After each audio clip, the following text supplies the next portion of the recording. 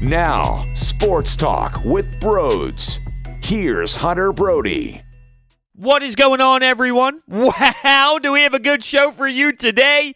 As always, we are broadcasting live from the beautiful Manscaped Man Cave. Get 20% off and free shipping with the code BROD at manscaped.com. Wow, Daryl Morey. What a hell of a hire. This definitely makes everything way more interesting when it comes to the 76ers.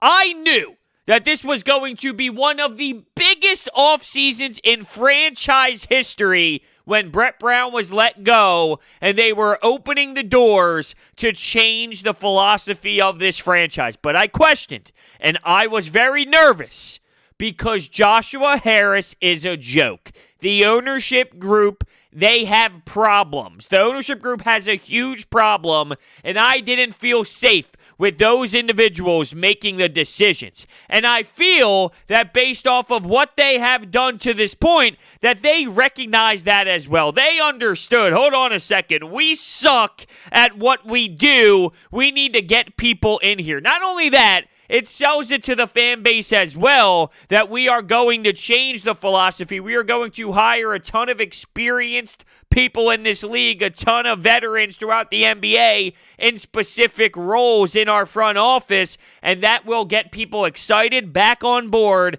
And on top of that, we did not do a good job in past years. We got to flip the switch. And look, I mean, I guess I can give them credit for acknowledging that and going down this path and hiring Daryl Morey and getting Doc Rivers and getting these individuals like Yeager, Burke, Sam Cassell, retaining Eric Hughes. They have one hell of a coaching staff as a whole. I don't know if I could have asked for a better offseason. Heading into this offseason, if you told me this is what we were going to get, I would probably fall over in a second, pass out, and wake up and go, what the hell just happened? Someone would then explain it to me, and I would faint again, and it would be one big circle because I wouldn't be able to comprehend that this is what the ownership group came up with when dialing up a new game plan. Now, this is a statement to Elton Brand, and I know initially everyone's probably going to go, God, Elton Brand sucks. Look at the contracts he did.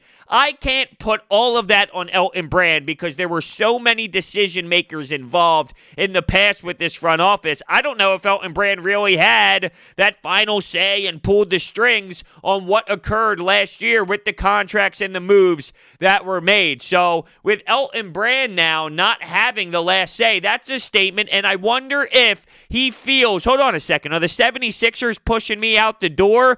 And to be fair, I wouldn't be upset if that was the case because I trust someone with more of a track record than Elton Brand, although, I think this could be a good combination. I think those two can be effective together. Elton Brand has been very vocal about how he is learning on the job and he is experiencing this and going with, hey, I gotta learn as I do this. Well, getting someone like Daryl Morey in the mix, he's going to be the president of basketball operations. Being together and communicating together, maybe that helps Elton Brand grow and blossom into something eventually throughout his career as a general manager. But Elton Brand will stay the general manager. He won't have final say. The president of basketball operations, Daryl Morey, will. It's just wonky, though, because they went about this all the wrong way, all backwards. They get their head coach, they start hiring some assistant, and then they get their president of basketball operations.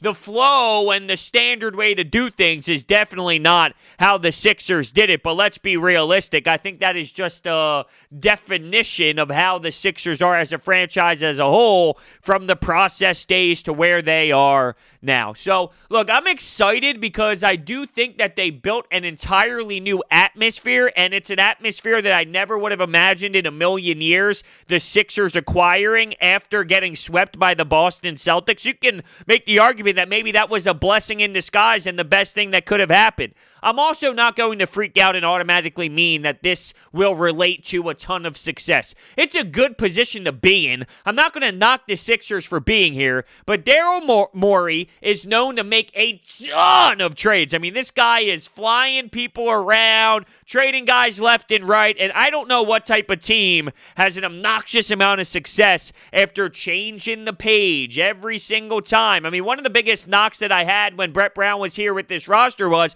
you're throwing new guys at him, Jimmy Butler, Tobias Harris, 20 games left of the season. Hell, go make a playoff run. So much turnover constantly. That's not a recipe for success unless you have someone like LeBron James or, that big, insane top dog, which the 76ers do not have. I don't know if making a billion trades is going to be the best thing for this franchise, although you are stuck in a spot now where you have to make some because, this roster doesn't make sense. And Al Horford or Tobias Harris, that's where I'm intrigued at a Daryl Morey. But I'm just saying big picture-wise, he's not afraid to pull the trigger. He's not afraid to make some moves, and he's not afraid to trade guys. Some of that leaves me intrigued, but some of that makes me nervous as well. You could see a scenario where Ben Simmons is out of here, where Joel Embiid is out of here. And I don't know if I'm ready for that. Now, to be fair, I don't think that's going to happen now. I think Doc Rivers gets a shot at this thing with the way that, I don't know if it's the way that it's constructed at this very moment, but definitely with Ben Simmons and Joel Embiid specifically. Everybody else is on the table, in my opinion. Josh Richardson, Tobias, Al Horford, Matisse Thybulle. I would make trades with anyone else except for those two, but I'm not a big fan of making so many insanely huge roster moves every single year, every single trade deadline, this and that, and him, and him, and him, and it's just not a way to operate and to have a ton of success. So I know they need to go down that road right now to fix the issue that they put themselves in. But I'm a little concerned at the same time with Daryl Morey. Now, let's talk about the success. He hasn't won anything. In his 13 years with the Houston Rockets, they made the Western Conference Finals 2 times, in 2018 and 2015. So in 13 attempts, he has made the Western Conference Finals 2 times. I'm not here to knock the hire. I appreciate the hire. I think it's the best that they possibly could have done, as he is very respected, he's very experienced, and he has made some solid moves in the past. He's made some bad ones as well, but he has made some solid moves in the past, and he is recognized as someone in this league that people do approve of, and they are very fond of what he can bring to the table. If I told you right now, though, that with this core or with this organization, in the win now mode that they are essentially in, if you will, if you had someone in the front office, specifically president of basketball operations for 13 seasons, and you get to the Western Conference Finals 2 times, I would argue that this city would riot, be pissed off, want to make trades, want to make moves, want to get rid of everybody because that's not good enough. I'm just speculating that that would be the standard reaction in this city, and now you acquire a guy who has brought that to the table. Once again, I think this is the best they could have done, but I'm not just going to act like this is all dandelions and roses and this is just so beautiful and there's no flaws whatsoever. I'm clearly interested, and if you look at what you had last year and Joshua Harris making a lot of decisions, the ownership group being so heavily involved and having people in the front office that were related to Brian Colangelo, not actually when it comes to family, but in terms of the regime of Brian Colangelo and the mess that went on and the head coach and Elton Brand's role and all of it, this is clearly an upgrade. And Doc Rivers, Yeager, Burke, Sam Cassell, bringing these coaches in, it is a true, real NBA coaching staff with a president of basketball operations that has been around the block for many years. So it's a good spot to be in, but it's not a perfect spot to be in where it automatically changes everything. There are a lot of different ways to view this, and I think it's only fair to look at all of them. I think it is very reasonable to take the angle of, okay, here's the positives, but hold on a second. There are negatives in play as well. And one of the negatives, I think, is possibly this. This is somewhat of a question mark, in my opinion, because I don't know how it's going to be utilized. I don't know which way this organization is going to go, but it has been very detailed and very discussed how brutal the analytics were when Brett Brown was here, when he was the coach. There were numbers telling him how to utilize the rotation and this and that. Morey is insanely heavy on analytics. He abuses analytics to the point where you have no center and you shoot 75,000 three-pointers in a game, which, oh, by the way, did not result in any sort of success whatsoever. Unless you think the second round is a recipe for success, I don't know. Like I mentioned, 2 times Western Conference Finals, but it's not like that worked. Not having a center didn't work. Shooting a billion threes did not work. And for the people who hate Brett Brown because they said, hold on, he's shooting too many threes, Daryl Morey's philosophy is shoot the damn rock. Although maybe Doc Rivers will have a say in how Joel Embiid is utilized and how that changes the three-point shooting game. But I hate to break it to you, in 2020, if you're bringing in a new coach and a new regime, for the most part, you're going to get a guy who believes in shooting three-pointers. Now you have the problem of how do we fix this roster to get those three-point shooters so we can be more beneficial in the scheme that we are going to play. But I find it interesting that Elton Brand talks about we want to get more basketball people in here. We're trying to branch out of the analytic world to the degree that they did because apparently it got so aggressive, it dominated too much that it took away from what this team could provide. Okay, well then, hey, let's get some basketball people in there, which they did, yet those basketball people rely heavily on analytics. So where do the analytics go from here with bringing him in? It does seem, though, a little crazy. Like, the more and more I say it and the more and more I talk about it, read about it, see tweets about it, Daryl Morey being the president of basketball operations of your Philadelphia 76ers when you have Doc Rivers as the head coach, you have to feel good about it right now. And I say right now because last year, when all these trades were going down, you lost Jimmy Butler, you signed Tobias Harris, you make the trade for Al Horford, you get Josh Richardson. A lot of us convinced ourselves that this would work. We were very excited. We were very intrigued. We looked at it as a good opportunity. You took Al Horford from Boston. You thought that you would rely on this insanely heavy defensive team. Looking at the East, you thought you built a roster for the Milwaukee Bucks. And I say that because we convinced ourselves, yet it wasn't the case. So when I look here, while right now, today, it looks so good. It really does. It's hard to find people that are talking about the flaws, although I like to point some of them out. Who's to say that 1 year into this thing, we're thinking, damn, you know what? This just did not work like we thought it would.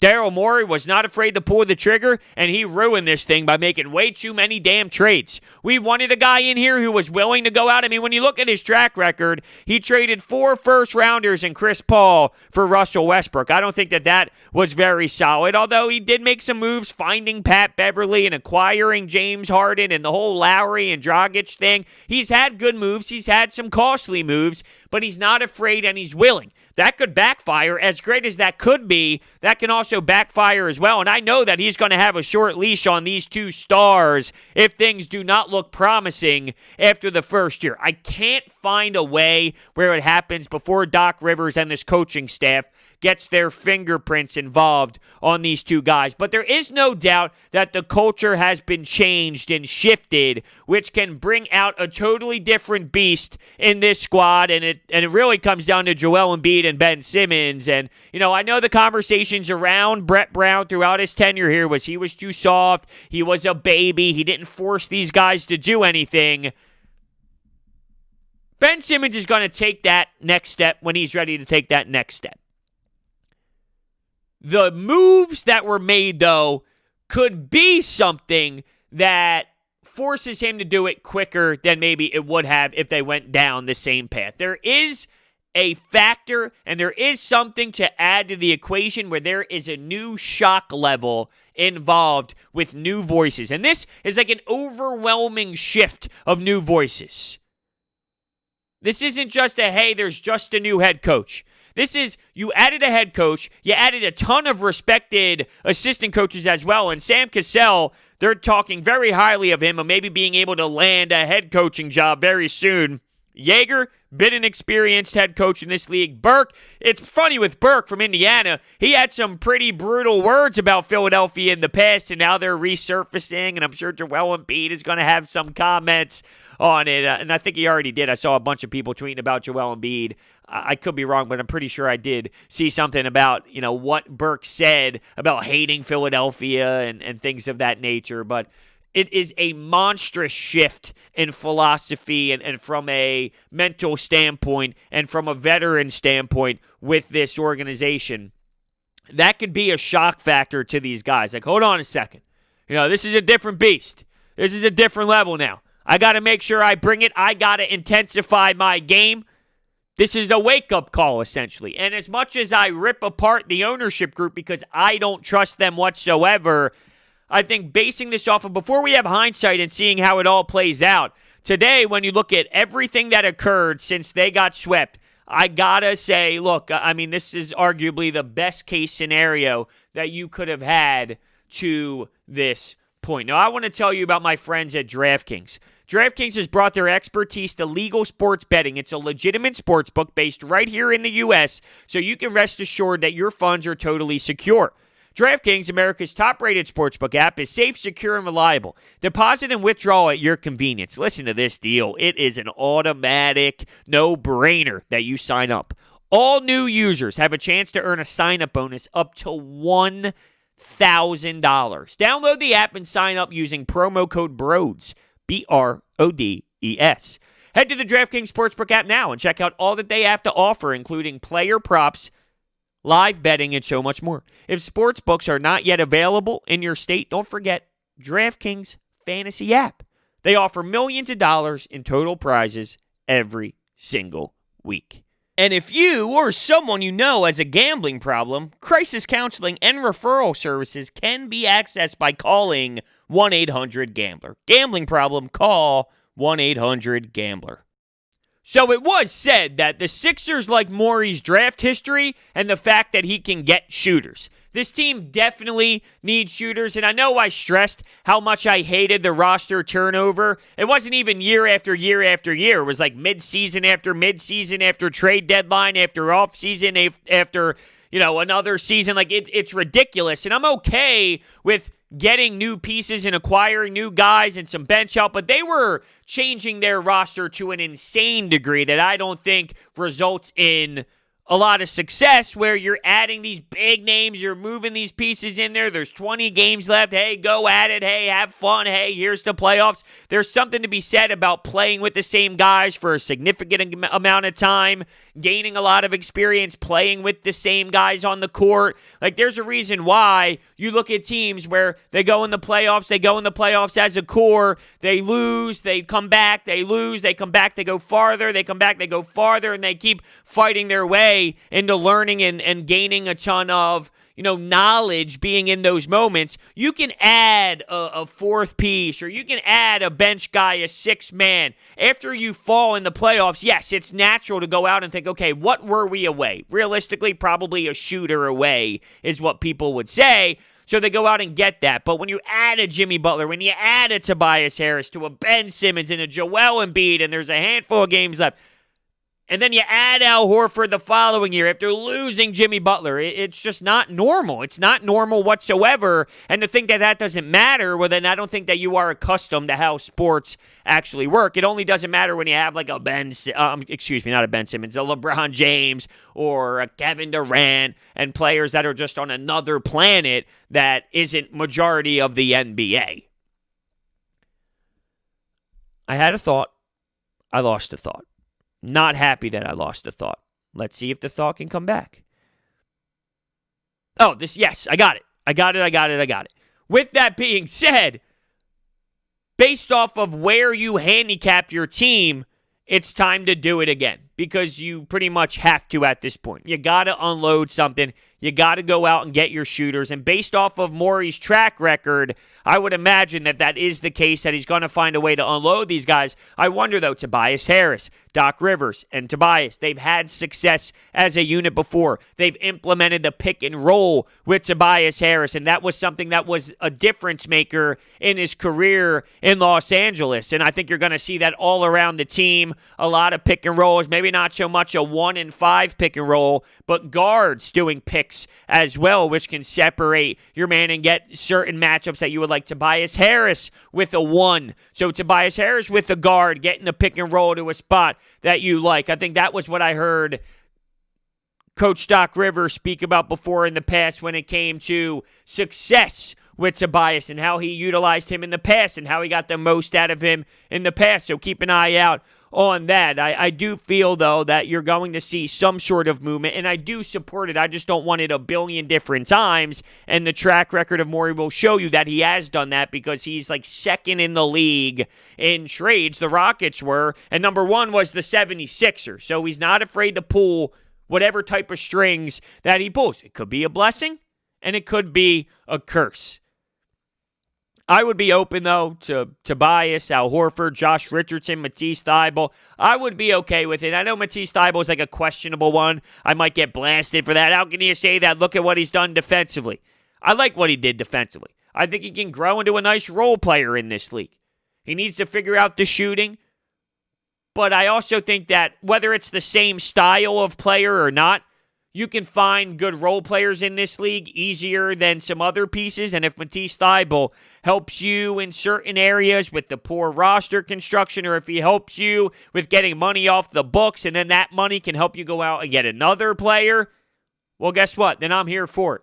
Because if you look through past moves at Morey, he is known to move some pieces to help him in other avenues. Whether it's that trade, that specific trade when moving on from guys is the sole reason why he did it or not. Maybe there's a move in play afterwards, which would have never happened until the first initial trade went down.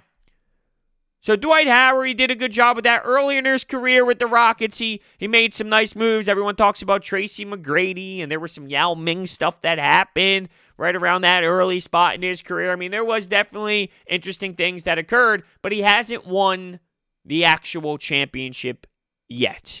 And last year, with the whole nonsense of not having a center, it didn't really work out. It wasn't what they envisioned it being, I guess, because it didn't bring them the ultimate prize. And I don't think that is something that you can constantly do. And oh, by the way, you have Joel Embiid. Yeah, you have Joel Embiid. By the way, I've been screaming about Alex Rucker still being in place. There's a lot of front office people that were in play with Colangelo and making some bad decisions. Alex Rucker was demoted, and then now it's possible that he will be let go, but he'll still be in the mix for a certain amount of time. I saw Keith Pompey talking about this, whether it's like 3 weeks or 3 months. He's still going to be involved to a degree, but it is being discussed that he will be possibly let go. I mean, it's a great decision to get this guy out of the organization without a doubt, although Ned Cohen will remain. And Scott O'Neil is another individual that I don't like whatsoever when it comes to the front office, but there's no way that Joshua Harris and the ownership group, David Blitzer, would get rid of that guy. But, I mean, hey, if his role changes, that's where we need to at least be, because he has not been successful. And Alex Rucker, you gotta get out of town. We can't keep utilizing you. You haven't done your job. There's no reason whatsoever for you to be involved with the 76ers. So they need to get rid of him fast. They need to let him go sooner than later. But he's already been demoted, and the conversation is that he will probably be let go. Great news, great news, great news. I didn't have so much trust that they would knock this out of the park. I was very concerned, but you got to be pleased with what this is. I just don't know if it automatically results in all of this success that some might feel that it does. And it kind of came out of left field, no? We heard Tim Legler speak today. We played his audio cut on 97.3 ESPN on the Sports Bash, and he was talking about how, look, he's been talking to guys throughout the organization. He's been talking to guys in the NBA, and it sort of came to a surprise, like, oh, hold on a second, Daryl Morey to the Sixers. And like I discussed, I brought this up in the past when there were rumors circulating, and he became available. He didn't want to be with the Houston Rockets anymore. And I thought, would this be great? And I knew it couldn't hurt based off of the circumstances, based off of where you were. But I'm so interested to see how this impacts the overall plan for the Sixers and their roster. It is so obvious that people are tying possible trades to the Houston Rockets at this point. Well, look at this guy. He came from Houston. He has a relationship with Houston. Would there be a trade that you can make for a James Harden, for a Russell Westbrook? Would you get rid of one of your guys for anybody on the other side when it comes to their stars? And my answer is no. No, I wouldn't. No, I don't think that I would get rid of a Ben Simmons at the age of 24 for a 31-year-old James Harden. And I'm not saying that that's absolutely going to happen or the Rockets would even do that. But I don't think I'm going to do that. I think I'm riding with the ship of Ben Simmons because I believe that when he's in his legit prime, he's still very raw as a basketball player. When he starts adding and he starts implementing, and I do believe it will happen eventually, it's just taking longer than most, and that's where people don't have the patience for star players to groom and develop. People are already writing off Giannis because he had a poor playoff series. Well, guess what? Michael Jordan had some tough playoff series before he won a championship. He was losing to the bad boy Pistons. He was losing to those tough teams. He had a ton of painful losses to bring him to where he eventually was. So he had to learn. He had to battle. He had to be tested mentally and physically until he finally got over the hump, and then he became the Michael Jordan that we all know and support as one of the best guys to ever do it. And I say one of the best guys to ever do it for a reason. So people are already writing off Giannis. Like, for me, I'm patient with Ben Simmons. Although, look, I mean, there's pieces on the Rockets that I'm sure could be very beneficial to this team. I just wonder what contracts is he willing to unload. And clearly, it's the second time I did that. It's clearly Tobias Harris and Al Horford as the big ones. But what can he get in return? What can you get for Al Horford? What would people be willing to give up? Who would trade for that type of contract? What type of team is going to be in play? A squad looking for a veteran center with some younger guys who aren't ready to win yet, but they're ready to start making that next step? Well, is that putting you in a bad spot? Does anyone want to be in that 8th seed, in that 9th seed, if you could be more in that 13th seed and get yourself a higher pick? I mean, that's essentially what the 76ers did, so they could finally get their pieces. Although I'm not trying to make it seem like that's not valuable to inch your way closer to that 8th seed, 9th seed, when you are like a 13th, 12th, 11th type seed, you know? So it definitely adds value because that shows your team's getting better. But is that the type of team that would be willing to go after an Al Horford? How much does Al Horford have left in the tank? How many front office members will look at Al Horford and go, well, the only reason why he wasn't who he was because he was playing next to Joel Embiid? Or how many of them think this way? He's cooked. He's fried. I'm not getting near that. Why would I give a 30-plus-year-old center that much money if I just watched him go downhill? How is he perceived around the league? And with Tobias, you get an average 20-point-per-game scorer getting paid the big bucks. But I'll always defend this point when it comes to Tobias Harris. While, yes, he's overpaid. While, yes, he is not always efficient. If Ben Simmons and Joel Embiid become who we expect them to become, a Tobias Harris giving you 20 points per game, even if it's not always efficient, is fine. It doesn't hurt you as much as people want it to believe that it hurts you. If you move on from Al Horford and you have that money to work with and Ben and Joel become who you expect them to become, Tobias Harris being that 20-point-per-game guy, being that stretch 4, it's not a bad spot to be in. But it's about those two players taking the next step. And hopefully Doc Rivers and this coaching staff is the difference in them making it happen sooner rather than later. I do like the coaching staff as a whole. It is clearly an upgrade. No doubt about it. Absolutely. 3,000%.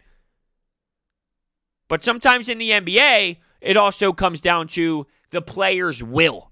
Do the players want it? How bad do the players want it? Are they willing to listen? Are they willing to take that information? Grasp it. Go into the offseason with it. Work on it in the offseason at a high rate. Not just kind of at an elite level. And then boom, when people are involved, when fans are there, are you willing to then do it, execute it, and show and prove that you did everything you needed to do to elevate your game and to help your teammates out as well? This team needs depth when it comes to the bench. This team needs three-point shooting. How are they going to acquire that? They are very limited in those areas. Sixers basketball. I've been waiting for something Sixers basketball related to pop off. For real. I've been waiting. I was thinking about it the other day. A lot of heavy Eagles talk lately. I've been mixing in some World Series discussions as well. What is going to happen next for the 76ers? I know that there's some rumors about when the NBA might start, December 22nd, with training camp starting around December 1st, but this whole NBA draft situation is a little funky, and then when the actual offseason can begin and things like that all start moving around, what's going to happen there? Like, it's still up in the air, but you're starting to somewhat hear some soft dates in play. There's just so much to analyze and so much to figure out.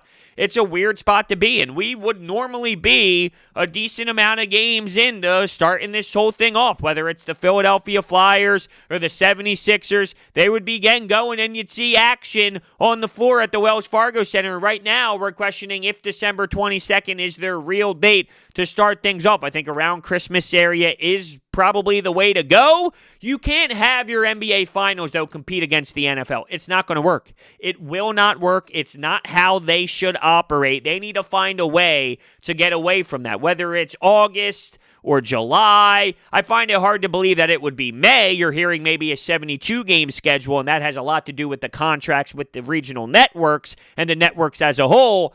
You're hearing more of a 72-game season instead of an 82-game season, but that would still put you in a weird spot. You can't go up against the NFL. You just saw your league drown, and a lot of it had to do with having no fans and the NBA Finals feeling like it was the 8 regular season games when the whole entire league came back. I mean, there were so many damn factors involved in what happened in the ratings. I know people want to make it seem because it was one specific reason, but that's just not the case, and that is unfortunate that people can't see that. But look, I mean, you can feel the way that you want to feel about things. It doesn't hurt my feelings. I'll go on perfectly throughout my days and be just fine watching basketball, being entertained by basketball, and appreciating these athletes for what they do on the floor and off the floor as well, with big issues in this world, because they are more than just people who play basketball. And it's strange that people can't see that, because the same people upset with athletes speaking out on current issues. What makes a teacher any better in that area? What makes a marketing agent any better in that area and knowledge of knowing how to handle these situations going on in the world right now when it comes to these major issues? Or if you work in a cubicle or you work in accounting, that makes you more worthy than an athlete. But anyway, I digress. We don't need to go down that road. You all know how I feel about it. Crazy. It's just crazy. It really is.